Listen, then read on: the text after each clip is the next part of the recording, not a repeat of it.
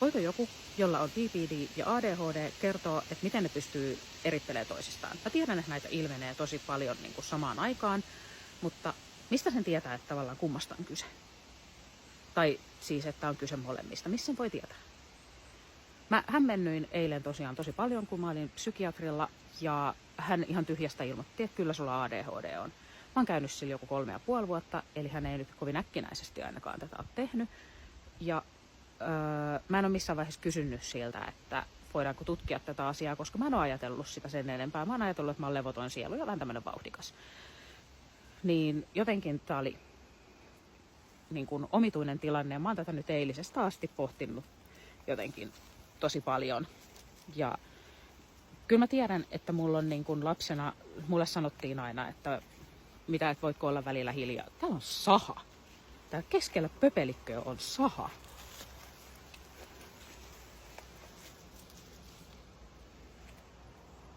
Vähän se on ruosteinen, mutta mulla ei itse asiassa ole sahaa. Että en mä nyt ala kuljettaa täältä mitään sahaa. Onneksi on sentään tohon nostettu tohon puuhun. Niin, mulla on lapsena siis sanottu, että voitko olla hiljaa ja kokeillaanko, että miten kauan voit olla hiljaa, että ne ei ole jaksanut siis kerta kaikkiaan kuunnella mun jatkuvaa höpinää, ja kyllähän mä nykyäänkin puhun kauheasti. Keksin kyllä juttua, jos tarve vaatii, vaikkei vaatiskaan. Ja joo, mä oon ollut vähän onnettomuusaltis jo lapsena, kiipeillyt vähän ja jossain, ja jos nyt on vähän jalka murtunut, niin minkä sille voi. Ja ei, se oli myrkkyseitikki, ei toi suppilovahvero melkein jo innostui. Niin. Ja edelleenkin on hyvin onnettomuusaltis, siis niin kuin moni ehkä tietää, joka on mua kauemmin tai pidempään seurannut, niin kaiken näköistä on sattunut ja tapahtunut. Ja mietin, että onkohan tääkin, kun eilen tuli muisto, että vuosi sitten mä kiipesin vähän luumupuuhun, koska siellä oli luumut ylhäällä, ja pitihän mun nyt ne saada sieltä. Mietin, että no ei sekään nyt tietysti ihan joka päivästä ehkä ole 40-vuotiaille ihmisille kiivetä puuhun hakeen luumuja tai muuta. Hei, en mä voi tulla sieltä tai sen oksan alta. Kato, kun se on nyt niin matala, että niin nuorikko en ole enää, että pääsisin sieltä. Mennään tästä. Joo, hyvä.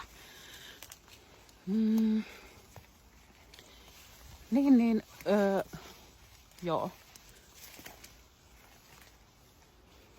En mä nyt muista, mihin mä äsken jäin, mutta hämmentävää kyllä on. Ja niin. Mä varmaan sanoin jo, että kun BPD:ssä ja ADHD:ssa on niin paljon yhtenäväisyyksiä, niin kuin käytösmalleissa ja tollasissa, niin mä oon aina ajatellut, että nämä kaikki niin kuin johtuu siitä BPD:stä. Mulla nyt enemmän on ehkä justiin tää ADHD:n tämmönen ylivilkkauspuoli, koska mulla on tosiaan vauhti päällä hyvin usein. Menen 0–100, kun mä keksin jonkun jutun, niin sit niin kuin mennään eikä meinata. Ja mä en nyt enää muista, mitä mä oon nyt tässä jo höpissy. Joten en tiedä. Joo. Tässä ei nyt ollut siis mitään järkeä, koska mä en muista nyt, että mitä mä oon puhunut. Mun pitää katsoa tää video nyt kertaalleen. Mä tiedän, että jäikö multa jotain pointteja pois. No niin, tilanne tarkistettu. Eli ainakin tästä piti mainita, että esimerkiksi mä puhuin jonkun kanssa puhelimesta tai ihan livenä, niin mä saatan aivan siis kesken kaiken keksiä jonkun niin kuin oman jutun.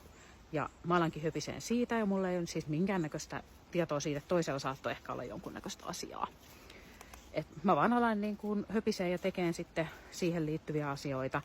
Keksin jotain, mikä kiinnostaa ihan hullunaan, alan ihan satalasissa tekeen sitä, ja jonkun ajan päästä niin ei kiinnosta kyllä enää, niin kuin ei ollenkaan, ja en tee sitten enää.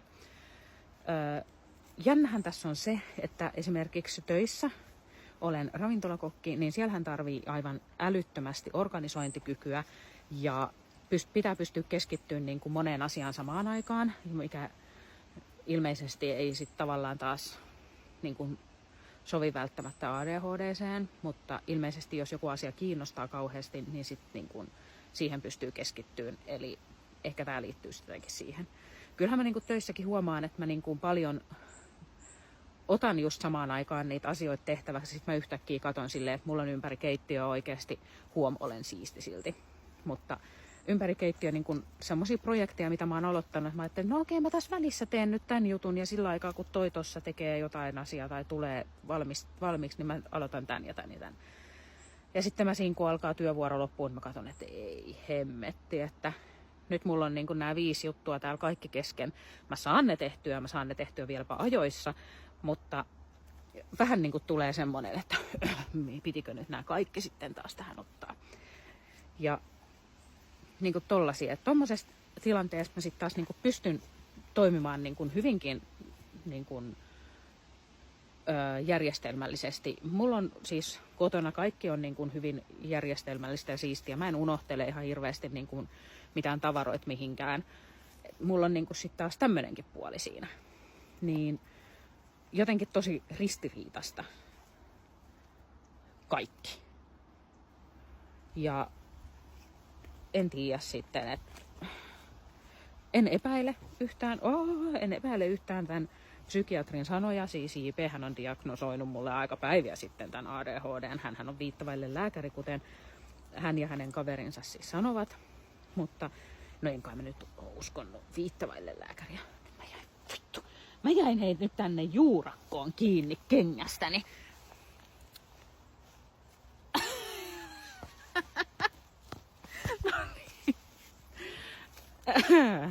No niin, pääsin irti. Joo, eiköhän tää nyt ollut sitten tässä tää video. Koska kyllä mä nyt mielestäni kai sain niinku tämmöiset asiat esille, mitä mä oon miettinyt.